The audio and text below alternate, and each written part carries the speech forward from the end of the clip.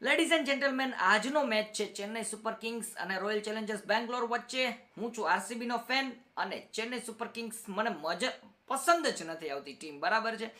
Venue છે આપણું એમ એ Chidambaram stadium, Chennai. Date છે એપ્રિલ 2024. મેચની શરૂઆત થતા પહેલા જ બધા લોકો ચેન્નઈ સુપર કિંગ્સની ફેવરની અંદર છે, કારણ કે તમે હેડ ટુ હેડ જોશો ચેન્નઈ અને આરસીબીની અંદર તો ઓલવેઝ ચેન્નઈ છે એ બીટ કરે છે આરસીબીને.